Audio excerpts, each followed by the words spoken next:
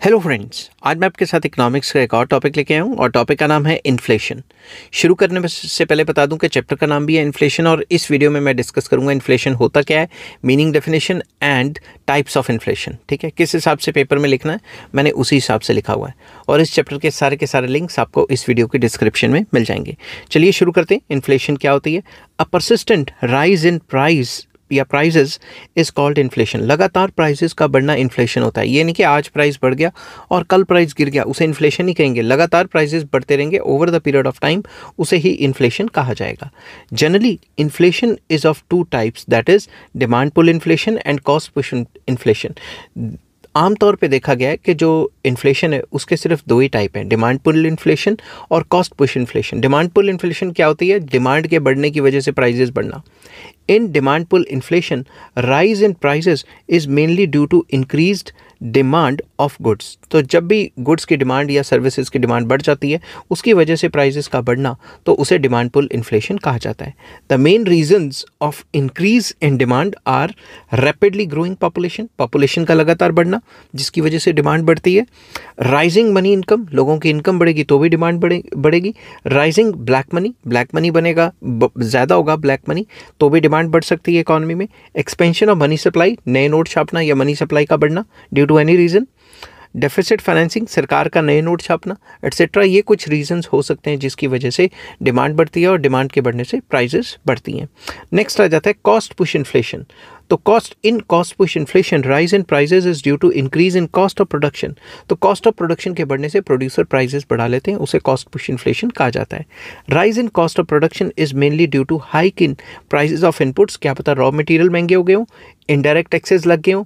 Hike in the oil prices, क्या पता जो पेट्रोल या फ्यूल प्राइसेस हैं वही बढ़ गए, या जो पुअर टेक्नोलॉजी है उसकी वजह से कॉस्टिंग ज़्यादा पड़ रही है।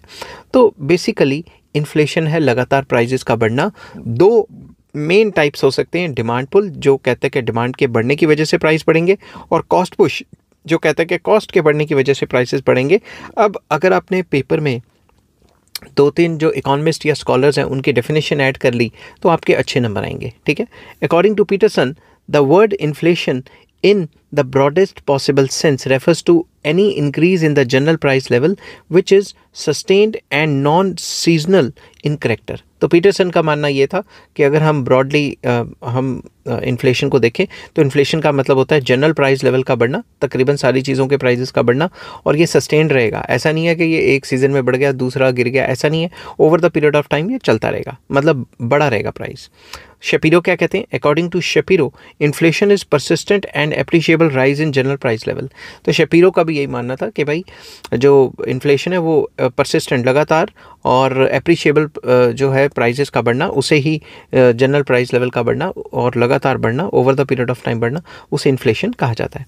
अब आ जाता है टाइप्स ऑफ इन्फ्लेशन। ये आपको शॉर्ट क्वेश्चन में भी आ सकते हैं, दो नंबर के। ठीक है, there are many types of inflation, these can be classified on the basis of following. तो फर्स्ट आ जाता है classification on the basis of control या basis of degree of government control, कि गवर्नमेंट कितना कंट्रोल कर सकती है, उस बेसिस पे टाइप्स ऑफ इन्फ्लेशन क्या है। सबसे पहले ओपन इन्फ्लेशन। ओपन इन्फ्लेशन वो इन्फ्लेशन है जिसमें सरकार कोई स्टेप नहीं लेती इन्फ्लेशन को कंट्रोल करने के लिए, खुला छोड़ देती है। तो पेपर में कैसे लिखना है? It refers to a situation in which no steps are taken to control rising price. तो गवर्नमेंट कोई स्टेप्स नहीं लेती कि जो राइजिंग प्राइस है उसको कंट्रोल किया जा सके। It is a process in which prices are allowed to rise without any attempt on the part of the government to control them। तो सरकार कोई काम करती नहीं कि प्राइसेस कंट्रोल रहें।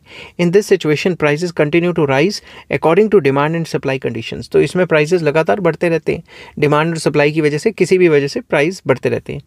Under open inflation prices are determined by market forces of demand and supply and goods are distributed through price mechanism. तो वही बात होगी, परफेक्ट कंपटीशन की बात हो रही है या कैपिटलिज्म की बात, कि ओपन इन्फ्लेशन में price, demand and supply he price को तय करते हैं और जो भी गुड्स हैं डिस्ट्रीब्यूट किए जाते हैं on the basis of price mechanism. जो प्राइस दे सकता है वो खरीद लेगा। It means those people who have large amount to spend buy more goods, और जिनके पास कम पैसा है उनके पास कम गुड्स आते हैं, ठीक है। तो ओपन इन्फ्लेशन सिंपल वर्ड्स में क्या कहते हैं, सरकार कोई स्टेप नहीं लेती इन्फ्लेशन को कंट्रोल करने के लिए। उसके बाद सेकेंड आ जाता है सप्रेस्ड इन्फ्लेशन, इसमें सरकार स्टेप्स लेती है। Suppressed inflation refers to a situation in which rising prices are checked by administrative measures like rationing, like price controls etcetera by the government. तो सरकार स्टेप्स लेती है प्राइसेस को कंट्रोल करने के लिए, उसे सप्रेस्ड इन्फ्लेशन कहा जाता है। Thus, prices are checked from rising in the present by the government, but as the controls are lifted in future, prices begin to rise rapidly. जैसे ही सरकार ये कंट्रोल्स जो किए हुए सरकार ने प्राइसेस वो हटाती है, फ्यूचर में फिर से प्राइस बढ़ना शुरू हो जाता है। Suppressed inflation is dangerous than the open inflation. ये कुछ इकोनॉमिस्ट का मानना है कि जो सप्रेस्ड इन्फ्लेशन है वो मोर डेंजरस है किससे, ओपन इन्फ्लेशन से। क्यों? Under suppressed inflation price mechanism becomes inoperative. तो प्राइस मैकेनिज्म को सरकार कंट्रोल कर लेती है और डिमांड सप्लाई का जो प्रोसेस है, प्रोसीजर है, वो नहीं चलता। Economist like Milton Friedman and Helm are of the opinion that open inflation is more appropriate than suppressed inflation. उन इकोनॉमिस्ट का मानना था कि ओपन इन्फ्लेशन ज़्यादा बेटर रहती है। It is so because under suppressed inflation due to rationing and price control evils like black marketing, corruption and bribery crop up and resources are inequitably distributed. उनका ये मानना था कि अगर सरकार कंट्रोल कर लेगी, प्राइस कंट्रोल करेगी थ्रू मतलब इन्फ्लेशन को कंट्रोल करने की कोशिश करेगी सरकार, एमएसपी डिक्लेयर कर देगी या प्राइस कंट्रोल लगा देगी या राशनिंग लगा देगी, उसकी वजह से ब्लैक मार्केटिंग, करप्शन वगैरह, ब्राइबरी वगैरह हो सकती है, ठीक है। तो इसलिए उनका ये मानना था कि इकॉनमी को फ्री छोड़ देना चाहिए और जिस हिसाब से डिमांड सप्लाई काम करता है उस हिसाब से करना चाहिए। नेक्स्ट क्लासिफिकेशन आ जाती है, classification on the basis of political condition. तो फर्स्ट आ जाती है war time inflation. In order to meet war expenses government increases supply of money. तो जंग का खर्चा निकालने के लिए, लड़ाई का खर्चा निकालने के लिए या कोई वॉर है उसका खर्चा निकालने के लिए सरकार क्या करती है, मनी सप्लाई को बढ़ाती है। Large proportion of productive resources are directed towards manufacturing of war goods. तो ज़्यादातर अब सरकार को क्या चाहिए, हथियार चाहिए। हथियार बनाने के लिए सारे रिसोर्सेज को इस्तेमाल करती है सरकार। Less attention is paid to the production of consumer goods. Consumer goods की इंडस्ट्री तो वैसे भी ठप हो जाती है और उनके ऊपर रिसोर्सेज, उनके पास रिसोर्सेज भी कम रह जाते हैं। सो relatively small proportion of production is available to the people। तो लोगों के पास कम ही जो कंज्यूमर गुड्स हैं वो अवेलेबल होंगे। As a result prices begin to shoot up. तो जब वो कम बनेंगे कंज्यूमर गुड्स तो प्राइजेस बढ़ने शुरू हो जाएंगे। Thus inflation that takes place during the course of war is called war time inflation. तो जब भी वॉर के टाइम पे ऐसी सिचुएशंस आ जाती हैं जिससे कि सरकार सारे रिसोर्सेज वॉर टाइम गुड्स को बनाने में लग जाए और लगा दे और कंज्यूमर गुड्स की तरफ जो है कम रिसोर्सेज हों, तो कंज्यूमर गुड्स की प्रोडक्शन गिर जाएगी, जिसकी वजह से जो है जंग के टाइम पे प्राइस बढ़ जाएंगे। नेक्स्ट आ जाता है post war inflation. Tendency of inflation persists even after the war mainly due to two reasons। कौन कौन से? वॉर के बाद भी इन्फ्लेशन की टेंडेंसी रहती है। Firstly government has to spend large amount on the repair and reconstruction of damage property like bridges, railway lines, ships, machines etcetera. सरकार को काफ़ी पैसा खर्च करना पड़ता है इंफ्रास्ट्रक्चर को दोबारा से बनाने में। Secondly taxes levied during war are abolished and loans taken from public are repaid. तो जो भी टैक्स सरकार ने लगाए होते हैं वॉर टाइम पे उनको भी हटा देती है और सरकार ने जो लोन्स वगैरह पब्लिक से लिए हैं वो वापस करती है, तो मनी सप्लाई बढ़ जाएगी। Consequently money supply with the public increases but production of goods and services does not increase in the same proportion। लोगों के पास पैसा तो आ गया मगर प्रोडक्शन उतनी तेज़ी से नहीं बढ़ रही।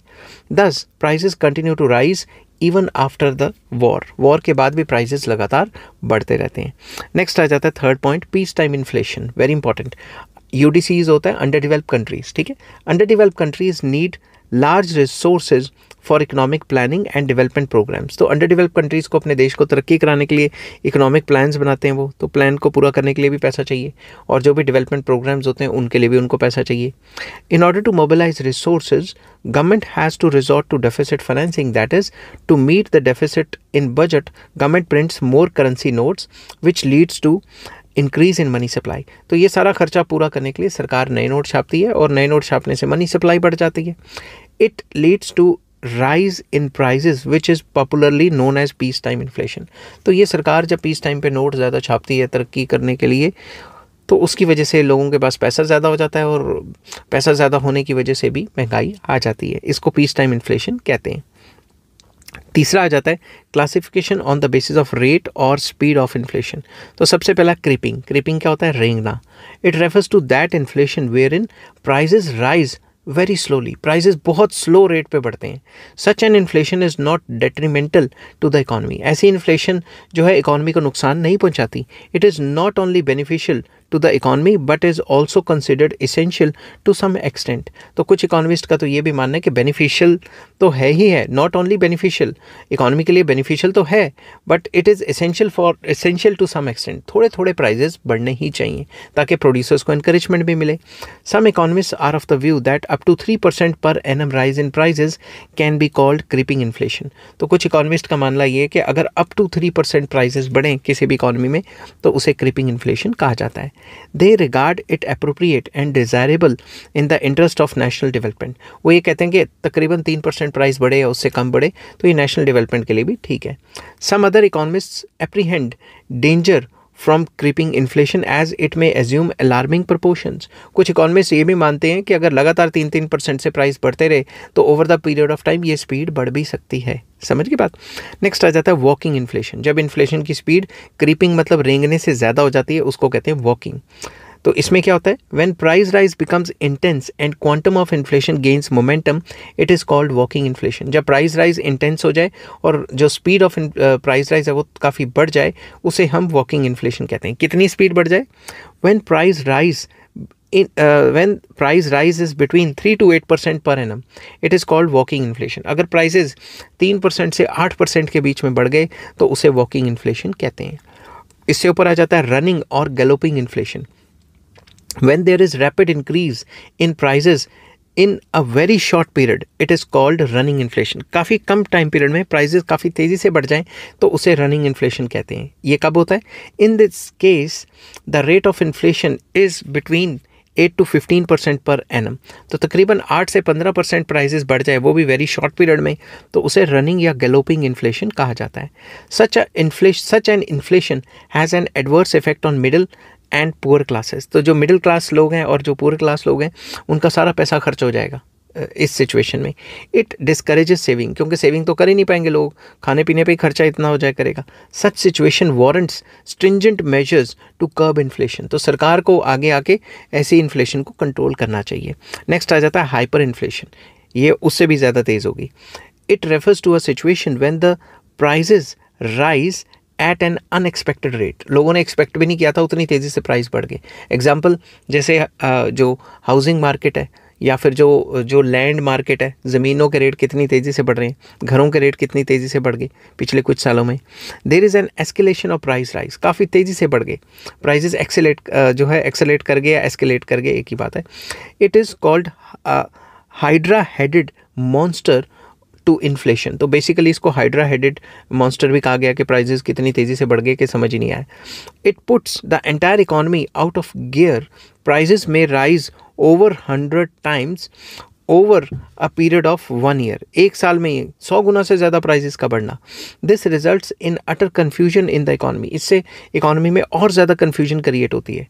It completely wipes away fixed income groups and poor classes of the society. तो जो गरीब लोग हैं या मिडिल क्लास लोग हैं उनका तो बैंड बज जाता है। समझ की बात।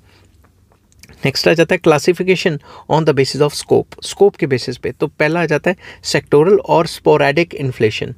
When inflation affects only a particular part of country or covers one or two goods like pulses, petrol etcetera, then it is called sectoral inflation. Sectoral inflation वो इन्फ्लेशन है जो किसी पर्टिकुलर सेक्टर में होती है, जैसे खाने के सेक्टर में होगी या मैन्युफैक्चरिंग सेक्टर में होगी या कंस्ट्रक्शन सेक्टर में होगी, उसे सेक्टोरल इन्फ्लेशन कहा जाता है।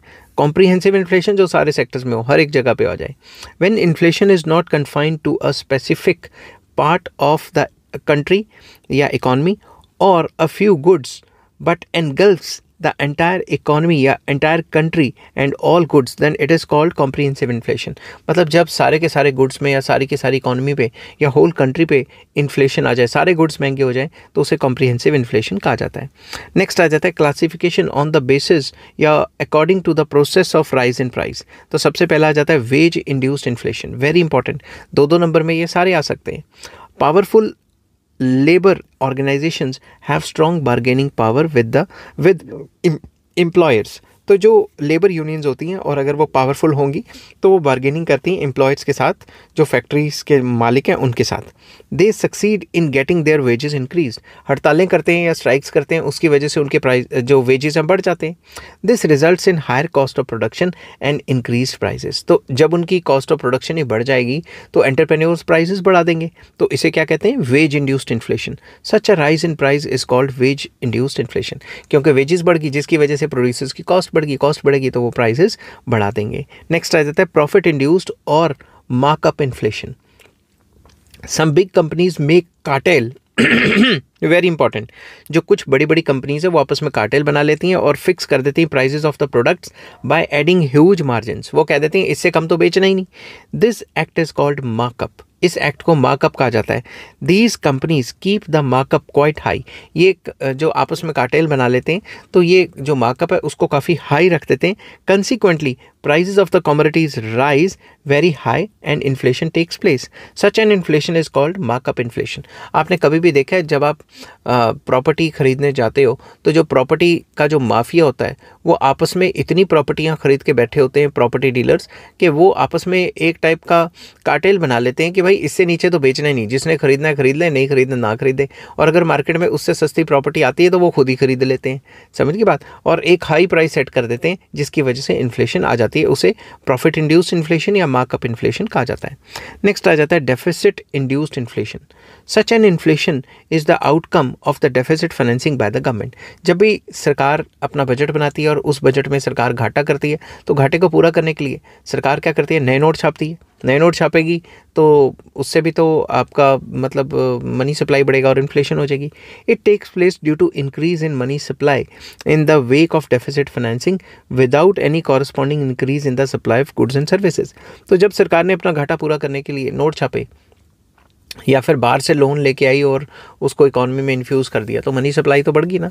तो मनी सप्लाई के बढ़ने से लोगों के पास पैसा ज़्यादा हो गया मगर गुड्स एंड सर्विसेज की सप्लाई तो बढ़ी नहीं। Deficit financing refers to printing new currency notes to meet budgetary deficits. India में डेफिसिट फाइनेंसिंग का मतलब है नई करेंसी छापना, मगर बाहर डेफिसिट फाइनेंसिंग का मतलब है या तो नई करेंसी छापना या लोन्स लेके काम चलाना। यहाँ पे जो लोन्स लेते हैं उसको पब्लिक डेट कहते हैं, वो अलग टॉपिक आ जाता है, ठीक है, उसके ऊपर मैंने ऑलरेडी वीडियो बनाई हुई है। It leads to increase in money supply in the economy, which leads to increase in the price level in the economy। तो इससे क्या होगा, नए नोट छापेंगे, मनी सप्लाई बढ़ेगी और प्राइस लेवल बढ़ेंगे। नेक्स्ट आ जाता है डिमांड पुल इन्फ्लेशन, मतलब डिमांड के बढ़ने की वजह से प्राइसेस का बढ़ना। It refers to a situation in which aggregate demand at the existing price level far exceeds aggregate supply of goods and services, जिसमें डिमांड काफ़ी बढ़ जाती है, सप्लाई कम रह जाती है और डिमांड के बढ़ने की वजह से प्राइसेस बढ़ जाते हैं। Such an inflation arises due to excessive demand. Thus, in case of demand pull inflation, increase in aggregate demand is more than increase in aggregate supply and thus imbalance causes rise in price। Demand बढ़ती है, demand जो supply में बढ़ावा है उससे भी कई गुना ज़्यादा डिमांड बढ़ जाएगी तो जो है चीज़ों की कमी हो जाएगी जिसकी वजह से प्राइसेस बढ़ जाएंगे। नेक्स्ट आ जाता है कॉस्ट पुश इन्फ्लेशन, कॉस्ट के बढ़ने की वजह से प्राइसेस का बढ़ना। Cost push inflation is cost due to increase in cost of products, या कॉस्ट ऑफ प्रोडक्शन या कॉस्ट ऑफ प्रोडक्ट्स के बढ़ने की वजह से इन्फ्लेशन आ जाती है। Increase in cost may be due to A increase in the cost of raw material and other inputs, या रॉ मटेरियल या अदर इनपुट्स महंगे हो गए। B increase in the wages without increase in productivity of labour, labour ने productivity तो बढ़ाई नहीं मगर वेजेस बढ़ा दी, लेबर यूनियंस ने हड़तालें वगैरह करके बढ़वा दी। C increase in taxes and duties imposed by the government, सरकार ने टैक्स वगैरह लगा दिया। D increase in other indirect costs etcetera, तो इन सब की वजह से प्रोड्यूसर्स की जो कॉस्टिंग बढ़ जाती है और वो प्राइसेस बढ़ा देते हैं। Whenever there is increase in the cost of production or other related costs, the manufacturer passes on this increased cost to consumers in the form of increased prices। तो जब ये सारे उसके खर्चे बढ़ जाते हैं, कॉस्टिंग बढ़ जाती है तो वो प्राइजेस बढ़ा के कंज्यूमर की तरफ ट्रांसफ़र कर देता है। Such inflation is also called supply side inflation, इसको सप्लाई साइड इन्फ्लेशन भी कहा जाता है। Cost push inflation is more difficult to be controlled in comparison to demand pull inflation. Demand pull में तो सरकार रिस्ट्रिक्ट कर सकती है, इससे ज़्यादा डिमांड नहीं करनी, मगर कॉस्ट पुश को कंट्रोल करना काफ़ी मुश्किल है। Demand pull inflation can be curtailed by using fiscal and monetary measures, but supply को कंट्रोल करना काफ़ी डिफिकल्ट है। But it is very difficult to control cost push inflation, क्योंकि कॉस्ट बढ़ेगी तो प्रोड्यूसर अपनी जेब से थोड़ा ना देगा पैसे, वो कंज्यूमर से ही निकलवाएगा। तो ये पूरी की पूरी वीडियो में मैंने डिस्कस किया कि इन्फ्लेशन क्या होता है, उसका मीनिंग, इन्फ्लेशन की डेफिनेशंस क्या हैं और इन्फ्लेशन के टाइप्स क्या हैं। ठीक है, नेक्स्ट वीडियो में मैं डिस्कस करूँगा इफ़ेक्ट्स ऑफ इन्फ्लेशन क्या है। ठीक है, अगर आपको ये वीडियो पसंद आती है तो please like, share and subscribe. Take care, bye bye.